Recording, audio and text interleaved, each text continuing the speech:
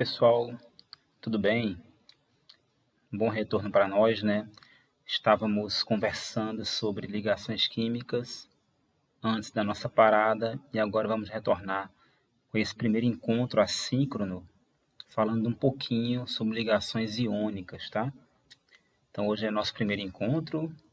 Na semana que vem estaremos falando mais sobre esse assunto, tá? Aprofundando com questões também, tá certo? Bom, vocês já sabem que todo esse conteúdo ele é gerado da mesma teoria, tá? Que é a teoria do octeto, tá certo? Essa teoria, a gente já viu que ela prevê uma estabilidade para a maioria dos átomos quando eles completam 8 elétrons na última camada ou camada de valência, tá? Sendo que essa teoria, como eu já falei, ela é válida para uma maioria de elementos químicos, porém, alguns elementos vão ficar estáveis com 2, 4, 6 elétrons, outros podem ficar estáveis com 8, apenas com 8, e outros podem ultrapassar o octeto, que seria a expansão do octeto, tá? E existem uns elementos químicos que eles vão seguir a regra do octeto, mas não compartilhando elétrons. Eles vão seguir a regra do octeto doando elétrons, tá? Esses elementos são os metais, tá bom? E os metais, eles vão ter uma tendência de ter menos da metade do número mágico de elétrons na última camada, ou seja, menos de 4, tá? Existem metais com 4 elétrons e existem metais com menos de 4 elétrons na última camada, e esses vão ser os principais participantes das ligações iônicas. Como é que isso funciona?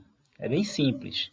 Esses elementos metálicos, que vão ter 1, 2, 3 e até 4 elétrons na última camada, eles vão perder esses elétrons, ou então eles vão doar esses elétrons para elementos que têm 4 ou mais elétrons na última camada, que são, geralmente, né, que são os ametais. Então, resumindo a ligação iônica, a gente vai ver átomos metálicos perdendo elétrons para átomos não metálicos. Esses átomos metálicos, assim que eles perderem os elétrons, eles vão formar íons positivos, né, porque elétrons são partículas negativas, então ao perder você forma um cátion, e os átomos não metálicos, ao ganhar esses elétrons, vão adquirir carga negativa, se tornando íons negativos ou ânions. Isso porque os elétrons são partículas negativas, tá? Então, mais uma vez aqui nós temos essa imagem da distribuição eletrônica de alguns elementos químicos, tá? Nós temos aí hidrogênio, hélio, flúor, neônio e sódio.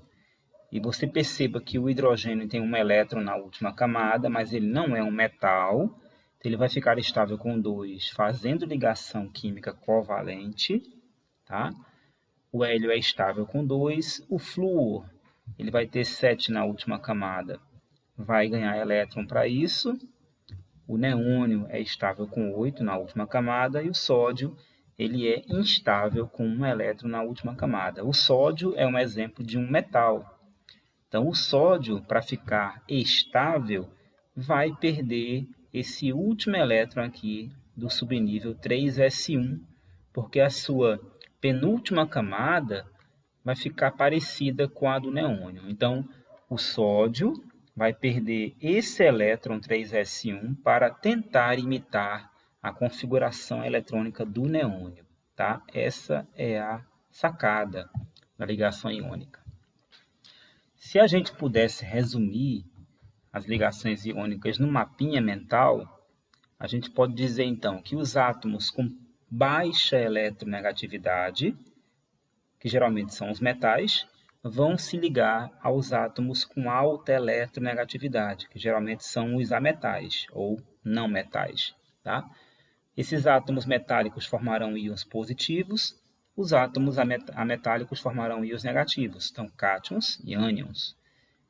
A atração eletrostática entre o cátion, que é positivo, e o ânion, que é negativo, é o que vai fazer com que eles se aproximem, tá? Formando, então, aí a ligação, o composto iônico. Então, a ligação iônica, esse nome vem da atração entre íons, tá?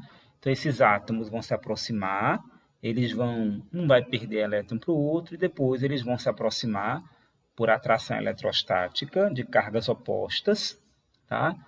E vão formar compostos iônicos. Essa atração eletrostática, ela é de natureza forte. Portanto, a tendência é que os compostos iônicos sejam sólidos, tá? E tenham características bem interessantes.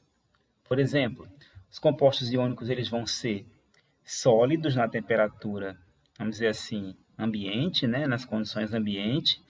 O estado de agregação deles vai ser sólido, tá? Então, essa temperatura ambiente é mais ou menos entre 20 a 25 graus e uma atmosfera de pressão, tá?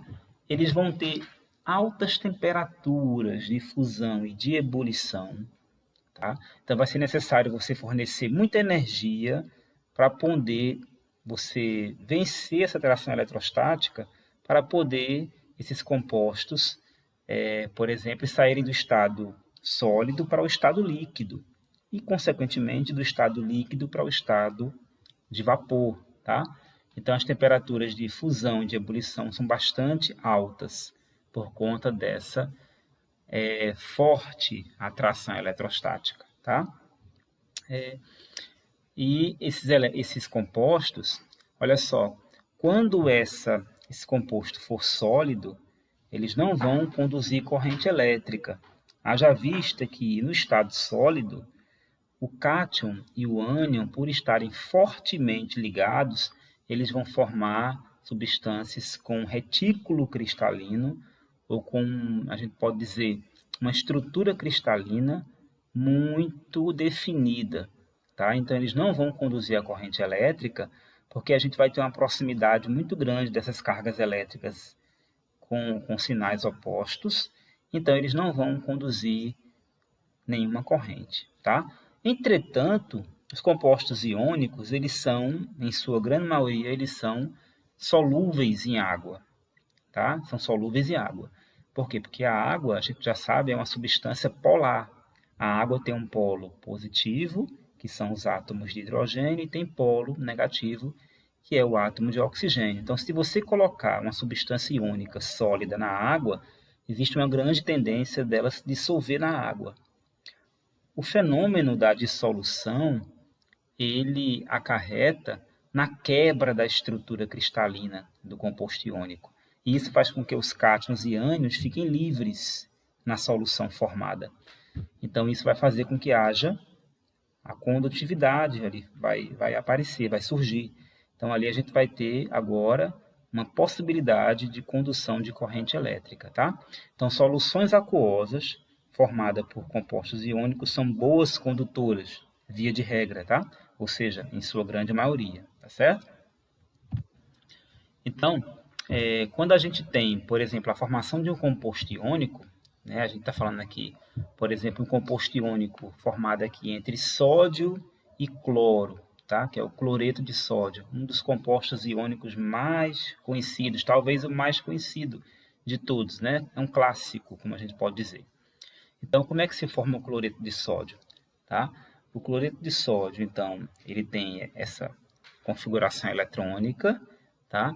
Essa configuração eletrônica, para ele poder ficar estável, ele vai perder esse elétron.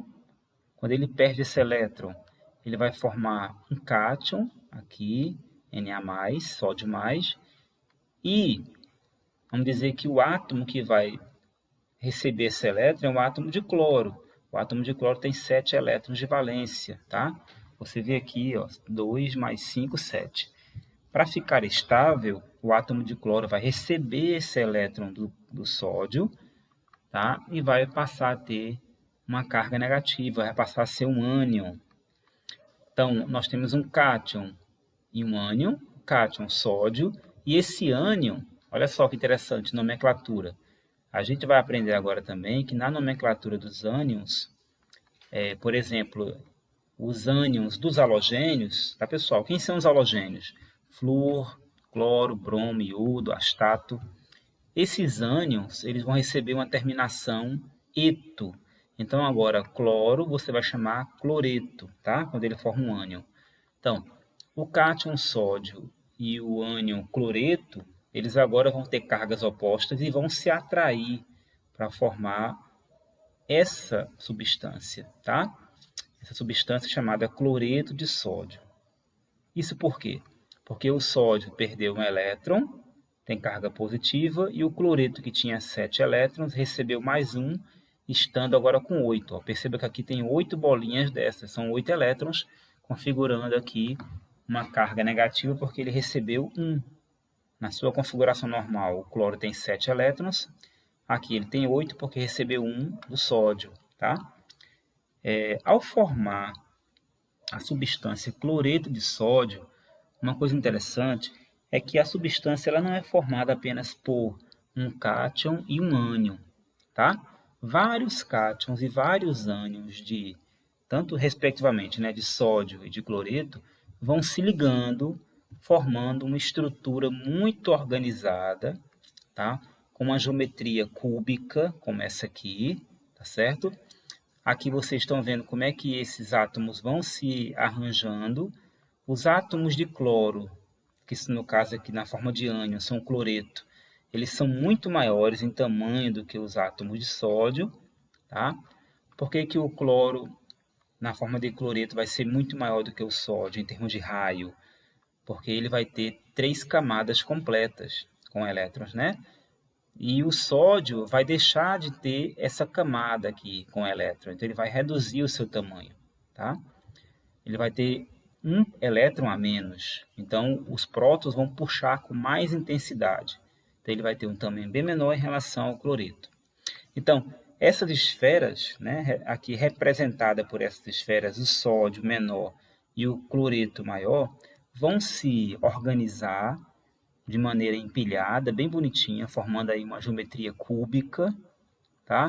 E vai formar um sólido bem bonito, uma geometria cúbica, tá? Que uma célula dessa aqui, a gente chama de célula, a menor parte desse cubo formado, aquela que a gente vai conseguir ver a organização, mesmo que sendo apenas uma parte da substância, a gente vai chamar de célula unitária, tá?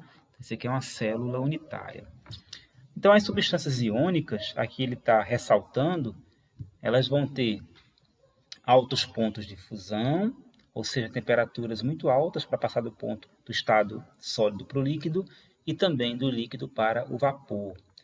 Vão ser bastante duros, ou seja, eles vão conseguir riscar, né? Riscar o chão, riscar outras substâncias, tá? E quando dissolvidas em água, ou então quando derretidas, ou seja, fundidas, vão ter uma boa condutibilidade elétrica, tá? Então, na forma sólida, um cristal de sal não conduz corrente elétrica, tá? Já vista que os íons cloreto e sódio estão todos grudadinhos, tá? Muito grudadinhos, formando cristal.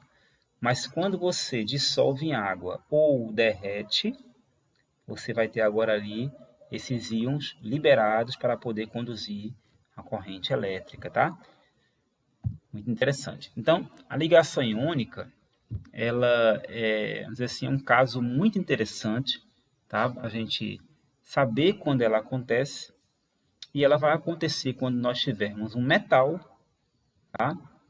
E esse metal na natureza ou no laboratório, mas se a gente fala de substâncias que se formaram na natureza, isso tudo aconteceu de maneira normal, de maneira espontânea, né? Vamos dizer assim, na formação da Terra, né? Então, quando a Terra estava se formando, esses compostos foram se formando naturalmente, é isso? Por exemplo, o cloreto de sódio, a gente sabe que tem muito na água do mar. E, professor, por que na água do mar ele está dissolvido? Porque ele é solúvel em água. E como é que faz para obter o sal de cozinha? Ó, é colocado a água do mar, né, em piscinas, em tanques, é feito um processo de de evaporação da água, né? Quando aquela água vai evaporando, chega um momento que os íons sódio e cloreto vão se aproximando mais, vai diminuindo a solubilidade, porque a água está acabando, e chega um ponto que quando o sódio está bem pertinho do cloreto, eles se ligam novamente, tá? E a água cada vez menor, porque está evaporando, a gente tem um fenômeno chamado de cristalização. Tá? Então, quando se obtém o sal de cozinha nas salinas, que são as indústrias, as indústrias que fabricam o sal, é através do processo de cristalização. Tá? Aqui tem uma figura mostrando, então, o átomo de sódio doando um elétron para um átomo de cloro, tá bom? Esse processo de doação de elétrons. Aqui, ó, o sódio doando o elétron para o cloro. Depois, o sódio fica positivo, o cloro fica negativo, né? Gerando cloreto, e eles vão se atrair para formar o cloreto de sódio, tá certo? Aqui mais uma figurinha para mostrar como é que ficam as suas respectivas cargas, né? Muito bem, esse quadro que eu estou mostrando aqui para vocês, ele vai resumir como é que ocorrem as ligações químicas nos elementos mais comuns, tá? Então, olha só, eu peguei aqui os elementos mais comuns, eu excluí aqui dessa tabela, excluí os elementos de transição, os metais de transição. Então, aqui vocês não estão vendo os elementos dos grupos 3, 4, 5, 6, 7, 8, 9, 10, 11 e 12, que são os metais de transição. A gente está vendo só os elementos mais comuns, que antes eram chamados de elementos representativos, tá? Ainda podem ser chamados, na verdade, de elementos representativos, só que cada vez mais é difícil a gente ter essas nomenclaturas por aí. Então, por exemplo, no grupo dos metais alcalinos, eles têm um elétron de valência, então eles vão perder um elétron. Quando os elementos perdem um elétron, a tendência é que eles vão obter uma eletrovalência monovalente, tá? Ou seja, mais um. Os elementos do grupo 2 têm 2 elétrons de valência. A tendência é que eles percam esses 2 elétrons, ficando com uma carga duplamente positiva. Tá? Os elementos do grupo 13, que é o grupo do alumínio, né? Boro, alumínio, galho, índio e tálio. O boro não costuma fazer essas ligações iônicas, tá? A gente já falou do boro lá em ligação covalente. Então, alumínio, galho, índio e tálio. Esses elementos têm 3 elétrons de valência, tá? Então, a tendência é que eles percam esses 3 elétrons e adquiram uma carga trivalente positiva, tá bom? Professor, por que vai sempre perder elétrons? Como eu falei a vocês, os metais são bons doadores de elétrons e esses elétrons são sempre um valor menor do que a metade do octeto, tá?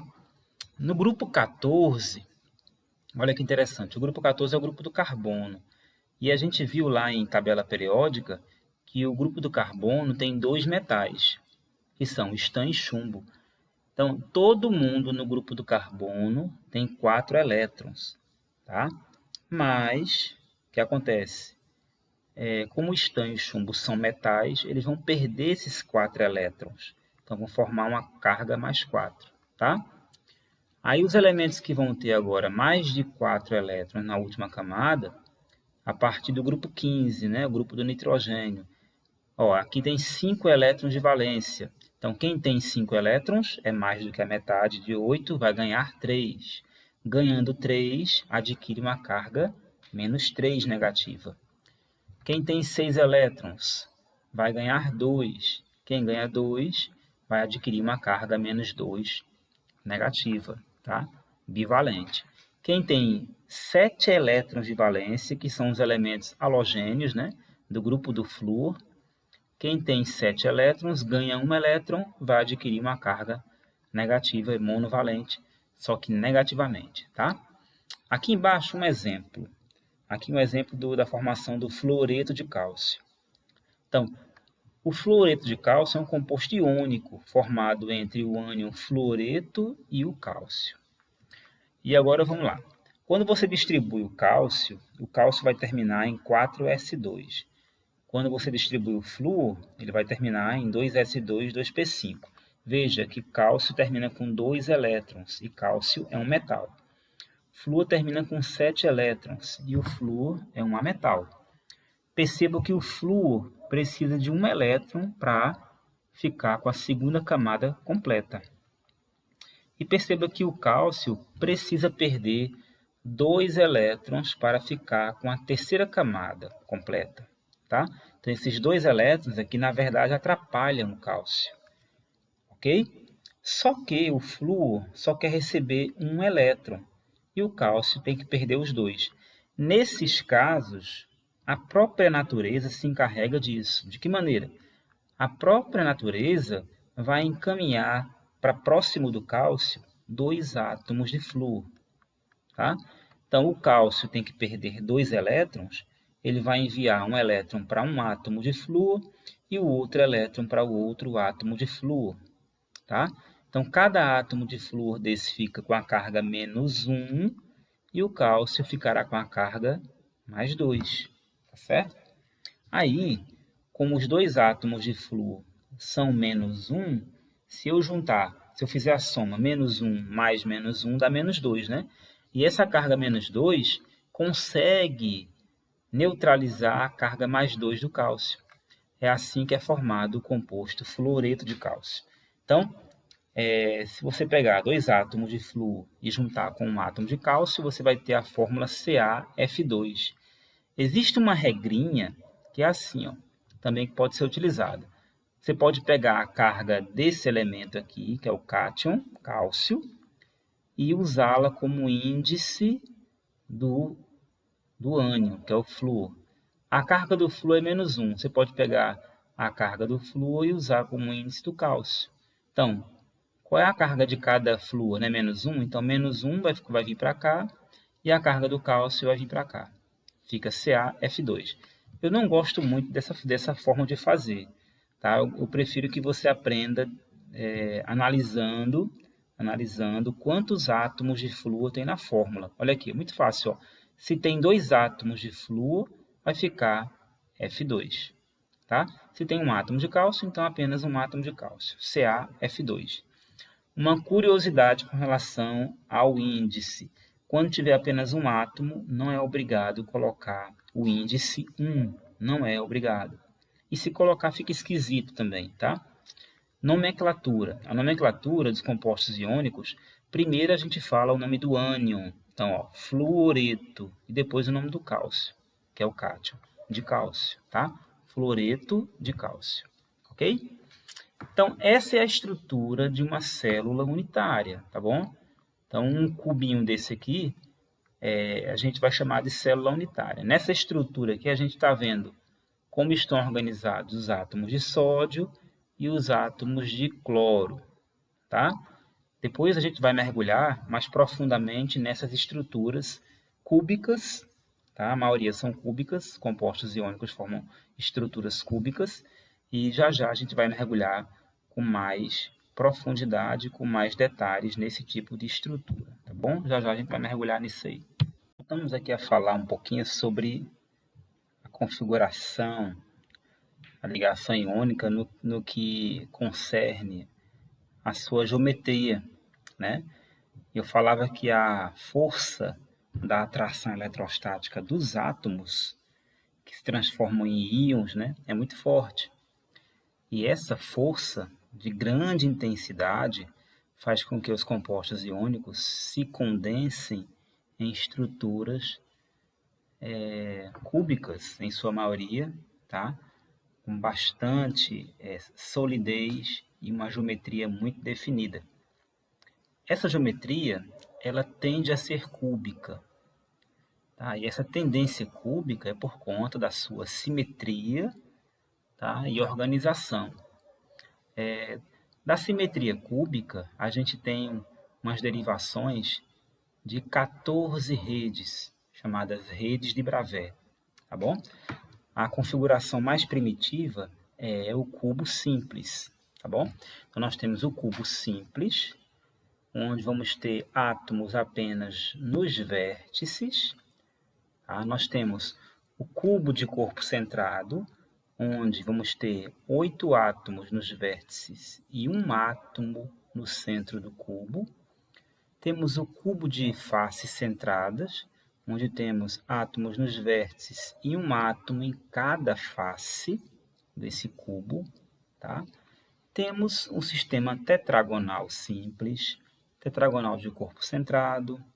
Temos o sistema ortorrômbico simples, ortorrômbico de corpo centrado, ortorrômbico de base centrada, um átomo em cada, aqui nas duas bases, né? Nós temos o ortorrômbico de face centrada, tá? Muito parecido com o cúbico de faces centradas. Temos uma estrutura chamada romboédrica simples, tá? Temos a hexagonal, temos a monoclínica simples, a monoclínica de bases centradas e a triclínica. Percebam que as estruturas tetragonal, ortorrômbica, romboédrica são estruturas onde a gente vai ter alguns eixos alongados, tá? E ângulos também diferentes do cubo simples.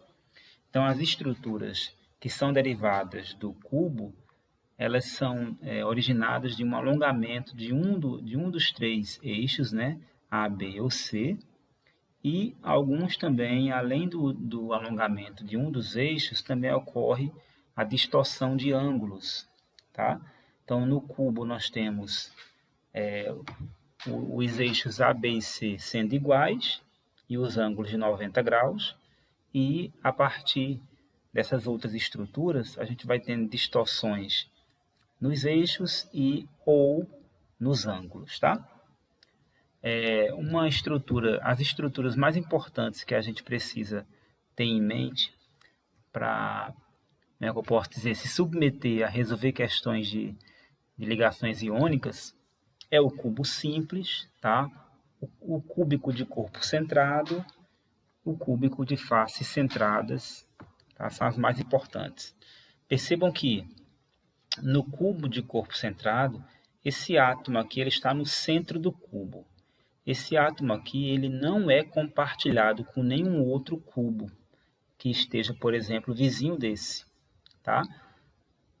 Do contrário, veja bem, esses átomos que estão nos vértices, eles são compartilhados com outros cubos, né?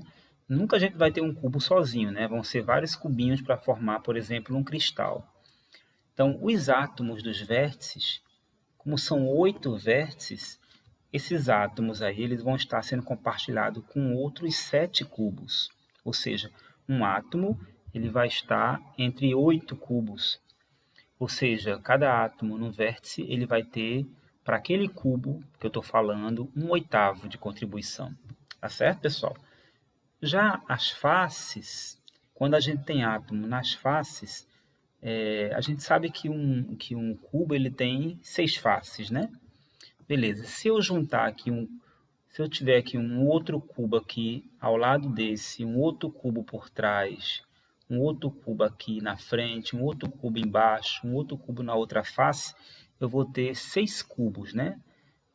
Juntos desse cubo aqui.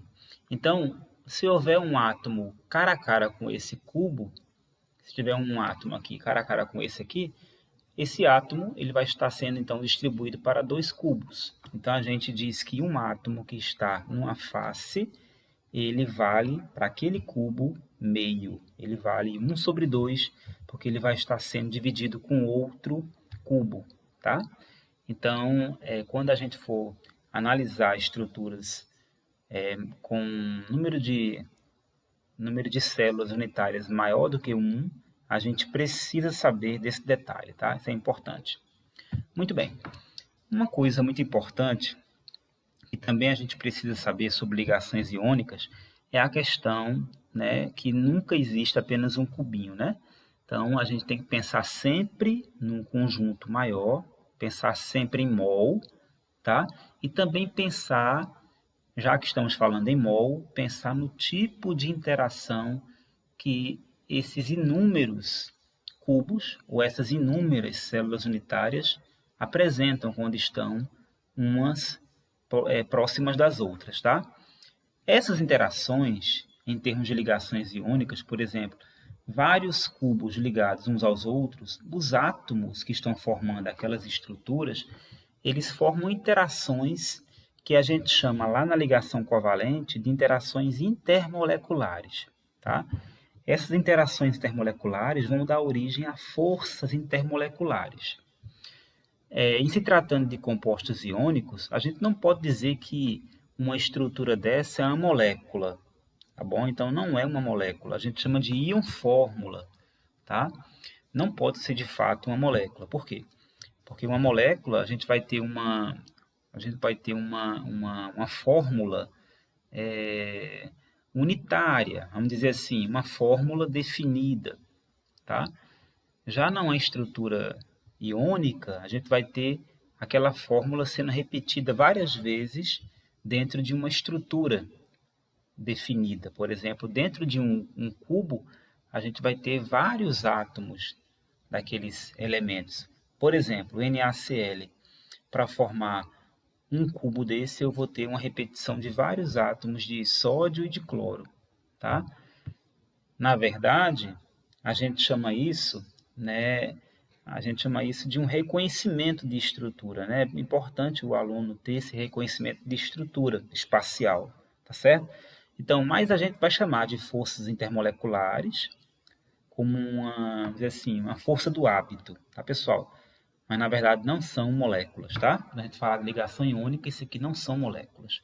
Então, nos compostos iônicos, vamos dizer assim, os íons que estão aqui, eles interagem uns com os outros através de uma força chamada interação íon-íon. Então, os íons de uma estrutura interagem uns com os outros através desse tipo de atração, tá? Íon-íon. Então, a gente vai ter interações, tem as interações entre os átomos que estão mais próximos e tem as interações entre os átomos que não estão tão próximos assim, interações íon-íon. Isso vai trazer como consequência a consolidação do estado de agregação. Então, por exemplo, os compostos iônicos são sólidos, tá? Pela força de atração entre cátions e ânions, mas também pela interação íon-íon, porque os cátions e ânions, eles tanto vão estarem ligados uns próximos dos outros, mas também vai haver uma interação a longo alcance, não só a curto alcance, não só aquele que está coladinho, mas também os outros que estão mais distantes, tá? Então a gente chama isso de interação íon-íon, tá certo? Muito bem. Quando a gente tem um composto iônico, por exemplo, dissolvido em água, a água ela vai se organizar ao redor do ânion, por exemplo, o cloreto de sódio em água, e a água vai se organizar em torno do cátion. Esse fenômeno nós chamamos de solvatação, tá? Chamamos esse fenômeno de solvatação, tá certo? Se você quiser, você vai lá no Google e pergunta, por exemplo, lá no Google, que eu estou mostrando aqui a vocês, eu pergunto o que é solvatação, tá bom? E você vai ter lá a resposta para isso. Mas, a gente falando aqui, a solvatação é o fenômeno que explica como as moléculas de água conseguem dissolver compostos, tá? Tanto compostos iônicos como compostos covalentes, tá bom? Então, no caso dos compostos iônicos, um número de moléculas de água, tá? Esse número geralmente são 6. Elas envolvem o íon, tá bom? E através de um fenômeno chamado interação, é uma força intermolecular, tá, pessoal? Chamada íon dipolo, essas moléculas de água conseguem esconder esse íon dentro desse interstício, tá? Então, dentro desse espaço que essas 6 moléculas de água fizeram, esse íon aqui, o cátion sódio, vai ser escondido, vai ser solvatado. Como, professor? Através dessa interação íon-dipolo. O que é o dipolo? A gente sabe que aqui nós temos o oxigênio, esse vermelho, e o branco são os hidrogênios. Então, a molécula ela vai se organizar de modo que o polo negativo dela vai ficar cara a cara com o cátion sódio, tá? E aqui a gente vai ter a interação, ó, simbolizada por essas bolinhas vermelhas, tá? Essa interação é do tipo dipolo-íon, ou íon, que é o principal aqui, né, que é o sódio, íon dipolo. De forma análoga, tá, as moléculas de água vão se organizar para que os átomos de hidrogênio fiquem mais próximos do ânion cloreto. Tá? Os átomos de hidrogênio são o polo positivo da molécula de água, e a gente vai ter aqui uma organização de forma que haja a interação íon-dipolo. Tá? Então, esses dois fenômenos que acontecem simultaneamente fazem com que, quando você coloca, tá, aquele salzinho na água, você sinta, você veja a mágica daquele sal desaparecer dentro do copo d'água, né, que é muito bonito. Se você pegar uma colherinha pequena, tá, uma colherinha pequena de chá e dissolver pequenos cristais na água, você vê, né, ele desaparecendo, justamente o fenômeno da solvatação. Tá bom, pessoal? Fenômeno muito bonito, explicado por essa interação íon-dipolo. Então, existem duas interações importantes com relação à ligação iônica. A interação íon-íon, tá?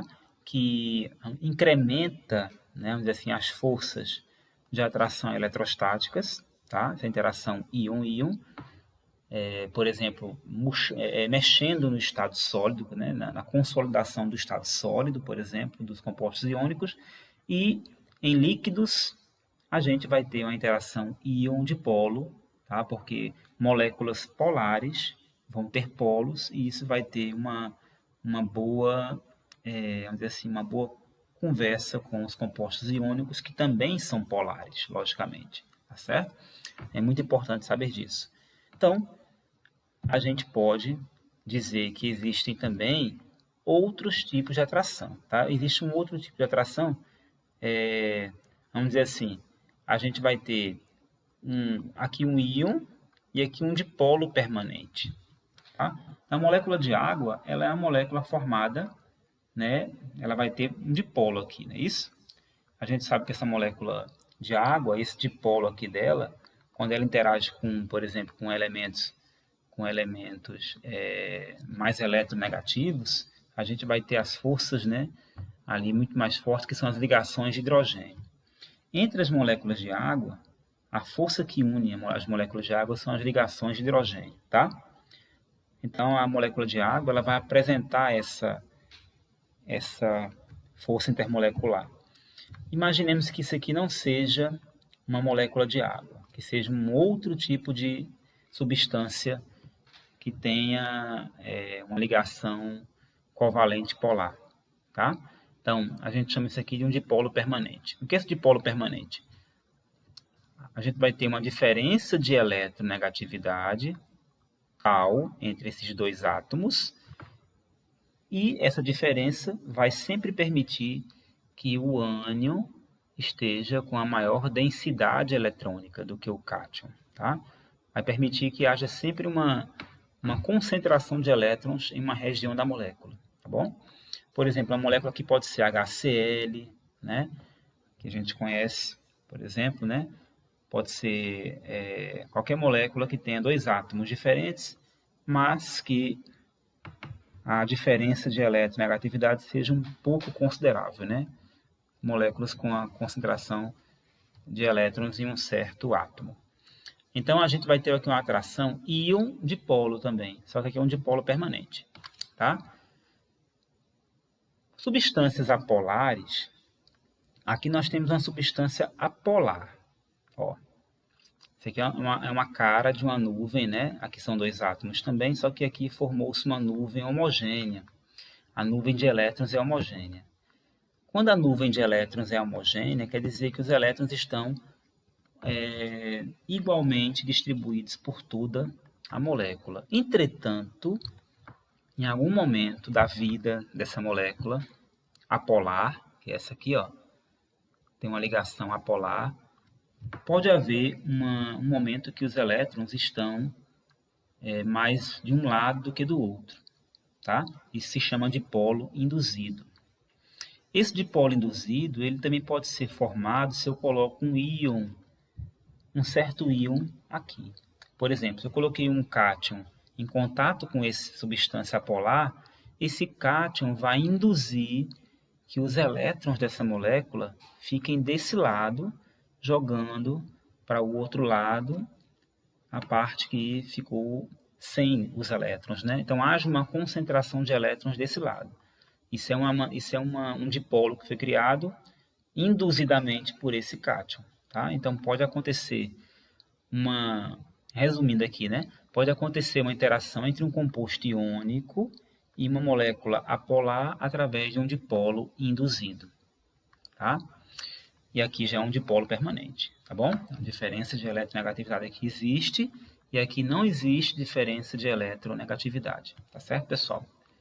Muito bem, esses são alguns detalhes da ligação iônica para essa aula. Agora, para encerrar essa aula, eu vou falar um pouquinho aqui sobre duas questões bem interessantes da gente resolver, tá?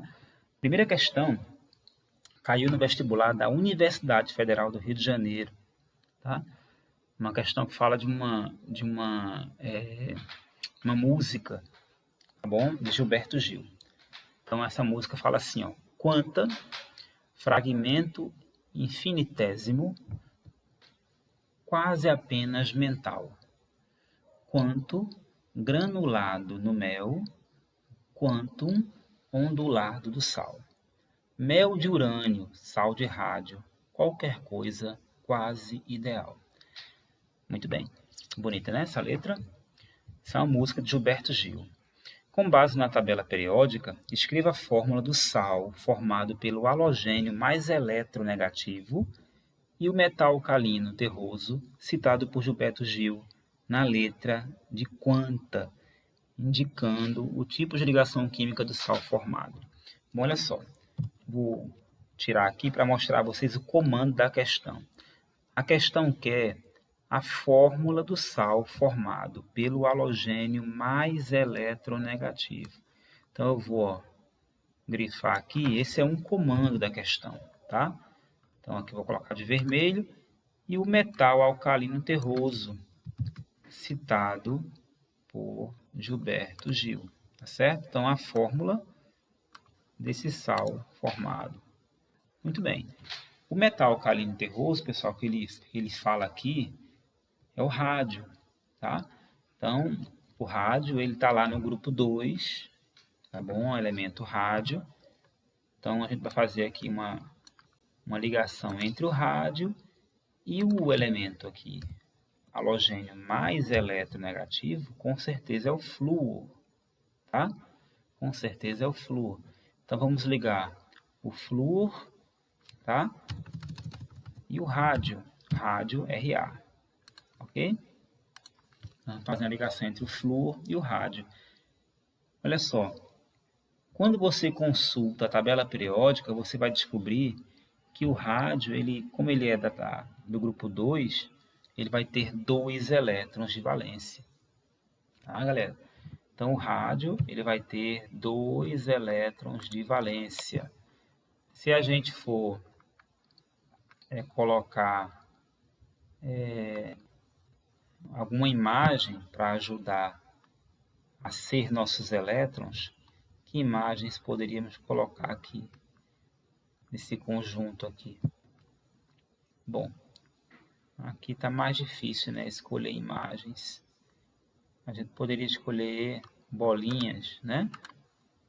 Bolinhas talvez ajudem mais, não é isso? As bolinhas poderiam ser nossas imagens aqui, tá? Então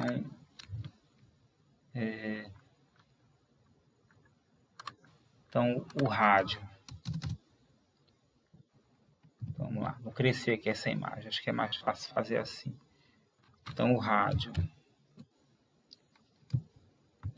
ele vai ter 2 elétrons de valência, tá? Ele vai ter 2 elétrons de valência.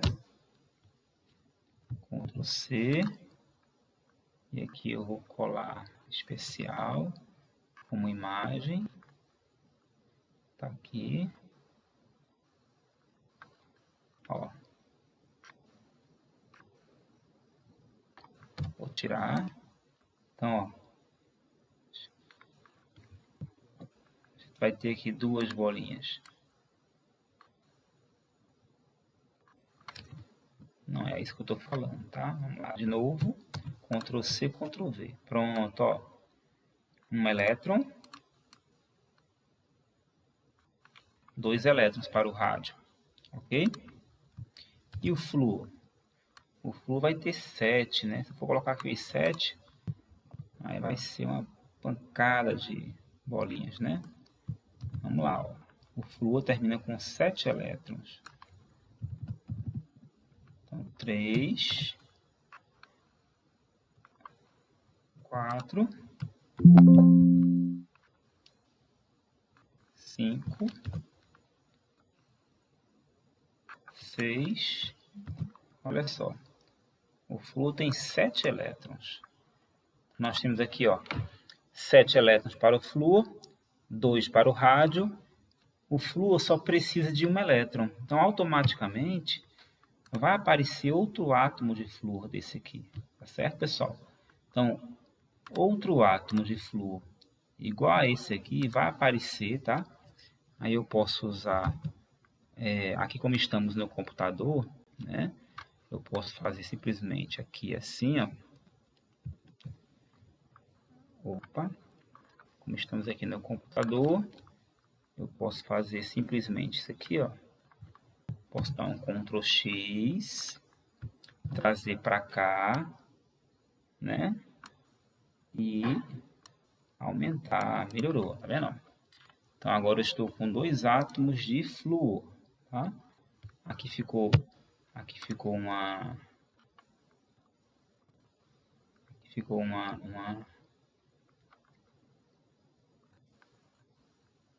vamos dizer assim, uma coisinha que não podia ficar. Eu vou apagar, né? Apagar aqui também, ó.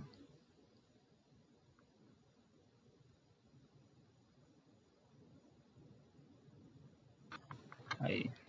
Então vou circular isso aqui de novo. Ctrl X. Ctrl V, ok?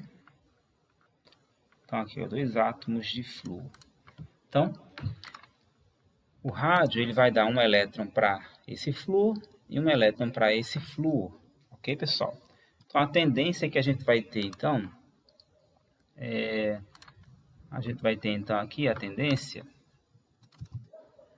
é termos o rádio com a carga mais 2, tá? Ele vai perder os 2 elétrons e a gente vai ter 2 átomos de flúor com a carga menos 1, tá? A gente vai ter 2 átomos de flúor com a carga menos 1.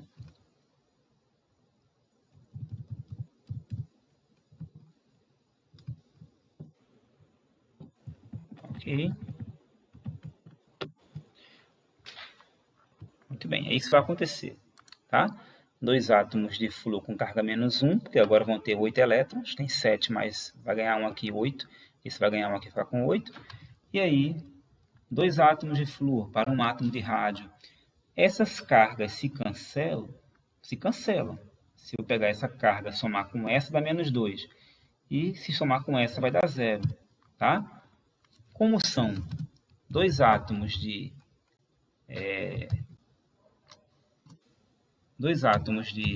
rádio, 2 átomos de flúor e um átomo de rádio, a gente vai ter a formação da seguinte substância. A gente vai ter a formação da substância RaF2, tá? São 2 átomos de flúor. Então nós temos aqui, ó, RaF2, RaF2, tá? E esse RaF2 simplesmente você pode chamar de fluoreto de rádio, ok? Essa é a substância que a questão estava procurando, fluoreto de rádio, ok, pessoal? Se você for aqui na internet, procurar pelo fluoreto de rádio. Aparece fluoreto de rádio? Aparece fluoreto de rádio. Aqui, ó, RaF2, Vamos mostrar aqui uma imagem, né? Fluoreto de rádio, tá? Se você quiser alguma informação a mais, você procura por aqui que ele vai dizer, tá? Para que serve esse fluoreto de rádio. Com certeza não serve para muita coisa assim para nós, né? Porque o rádio é radioativo, então vai causar algum problema, tá? Mas você pode procurar, tá bom? Muito bem. A segunda questão de hoje é essa aqui. Fala assim, ó. A tabela abaixo relaciona o ponto de fusão de algumas substâncias com suas respectivas distâncias interiônicas. Muito bem. Então, aqui nós temos 4 substâncias iônicas, tá, pessoal? Todas são, a gente vai chamar de aletos. Todas são aletos, tá? Vou botar aqui essa palavrinha, aletos. É bom a gente sempre estar conversando, né? Então, vamos botar aqui esse nome, aleto, né? Importante. Vamos lá. Todas são aletos. Importante. O que são aletos, Marcelo? Aletos são compostos formados por halogênios, né? Só que os halogênios são os ânions. Tá bom? Aletos. Olha a terminação. Eto. Então, aqui nós temos aletos. Temos aletos de quê? Aletos de sódio aqui, tá bom? As substâncias nessa tabela são aletos de sódio. Aletos porque são de halogênios, flúor, cloro, bromo e iodo. Olha só, os compostos iônicos, pessoal, eles ficam bem coladinhos, né, um no outro, né? Os átomos ficam bem próximos um do outro. A distância é dada em angstrom, tá? Angstrom é uma unidade para, vamos dizer assim, um universo atômico, tá, pessoal? Com dimensões atômicas. Então, nós temos aqui a distância e o ponto de fusão. Quanto menor a distância, maior o ponto de fusão. Então, o ponto de fusão do fluoreto de sódio é quase 1000 graus. Tá? Ponto de fusão é a temperatura para mudar do estado sólido para o estado líquido, para fundir aquela substância. Tá? Não é para dissolver, não, é para fundir sem precisar de água, só com calor. Tá? Percebam que o cloreto de sódio, que é o sal de cozinha, é 800 graus, o ponto de fusão. O que acontece? Quanto maior vai sendo a distância entre os íons, menor vai sendo o ponto de fusão. Tá? Então, quanto mais próximo, maior o ponto de fusão. Por quê?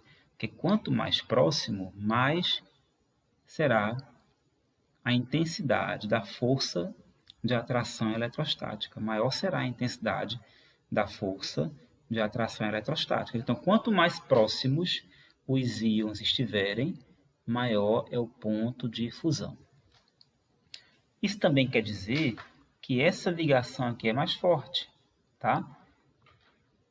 E essa ligação sendo mais forte, quer dizer que ela tem um caráter, vamos falar na palavrinha nova aqui, caráter iônico dela é maior, tá?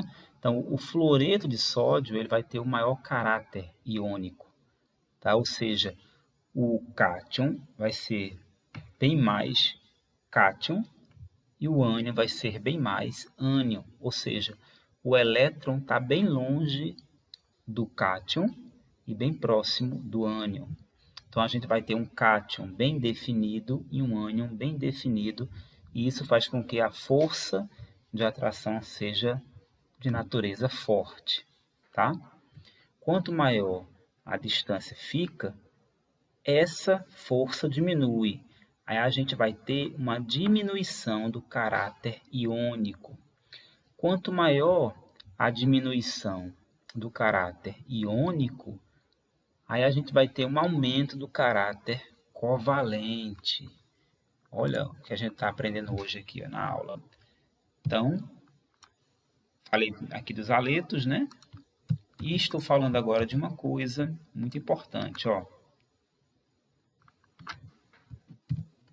Caráter iônico versus caráter covalente. Tá? Então, uma coisa que vai influenciar nesses caráteres é a distância, tá? O caráter iônico e o caráter covalente, eles são influenciados pela distância. São 2 pontos. São influenciados pela distância, tá? Entre os íons. Então, são influenciados pela distância entre os íons. Isso aqui eu vou colocar uma cor diferente, eu vou colocar de azul, tá? E aqui assim, ó. Pronto, assim, ó. Pronto. Então, caráter iônico, caráter covalente. Muito bem. Então, olha só. Com base nesses dados, pode-se afirmar o quê? Número 1. A ligação química no fluoreto de sódio é a que possui maior caráter covalente. Por isso, essa substância funde-se em uma temperatura maior. Isso é falso, tá, pessoal? A substância fluoreto de sódio é a que tem o maior caráter iônico, tá? Então, por isso que ela funde numa temperatura maior, porque ela tem um maior caráter iônico, a força de atração é maior, tá bom? Porque a distância interatômica é menor. Então, o item 1 é falso, ok? Então, você pode ir aqui no item 1 e fazer o seguinte, ó. Eu vou lá no item 1 e boto uma letrinha F de vermelho aqui, ó. Boto uma letrinha F aqui vermelhinha. Tem um F. Ok. Item 2. A força da ligação iônica aumenta no sentido que está aí sendo mostrado. Ó, vamos lá. Pessoal, como a gente já viu aqui, o caráter iônico ele está sendo maior no fluoreto de sódio e depois vai diminuindo, né? Então, se a gente pegar o aumento do caráter iônico, ele é de baixo para cima, tá? Ele aumenta de baixo para cima. Ou seja, quem tem o menor caráter iônico, ou quem tem a menor força da ligação iônica, é o iodeto de sódio, tá? Então, ó, iodeto de sódio é o menor, depois vem o brometo de sódio, depois vem o cloreto de sódio e, por fim, o fluoreto de sódio, tá? Vejam que o sinal aqui está certinho, ó. Iodeto de sódio menor do que brometo, que é menor do que cloreto, que é menor do que fluoreto, tá? Então, realmente aumenta nesse sentido, aumenta de baixo para cima. Então, o item 2 é um item verdadeiro, tá? O item 2 é um item verdadeiro. Então, Ctrl+C, Ctrl+V aqui, eu vou mudar só aqui colocando isso aqui verdade, tá? E aí a verdade eu vou escrever com a letrinha V, com a corzinha verde. E no item 3, a diferença de eletronegatividade entre o metal alcalino e o respectivo halogênio é maior no fluoreto de sódio do que no cloreto de sódio. Isso também é verdade, né, pessoal? Ou não? Ou isso é mentira? O que é que você acha? A diferença de eletronegatividade entre o metal alcalino e o respectivo halogênio é maior no NaF do que no NaCl. Bom, isso é verdade, né, pessoal? Perceba, se aqui a gente tem o elemento mais eletronegativo é o flúor, tá? Se o elemento mais eletronegativo é o flúor, então o flúor é que vai ter a maior diferença de eletronegatividade com o sódio, até porque o sódio é constante, né? O sódio vai estar em todos os 4 sais aqui, né? Em todos os 4 sais a gente tem sódio. Então, onde é que tem a maior diferença de eletronegatividade? É no fluoreto de sódio. Então, esse item 3 também é verdade, tá? O item 3 também é verdade. Então, aqui eu vou dar um Ctrl+C, Ctrl+V. E a gente vai marcar aqui como alternativa correta. Vamos inserir aqui uma forma, pode ser a bolinha, né? Uma bolinha aqui. essa bolinha a gente vai tirar o preenchimento, colocar um contornozinho vermelho e marcar aqui respostas letras 2 e 3, tá?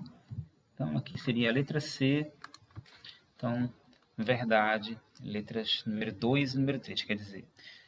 Tá? Então, com isso, a gente fecha nossa aula introdutória sobre ligação iônica e estarei fazendo mais questões até a próxima semana, tá, pessoal? Um grande abraço, continue estudando, tá? Agora, ligações iônicas. Valeu!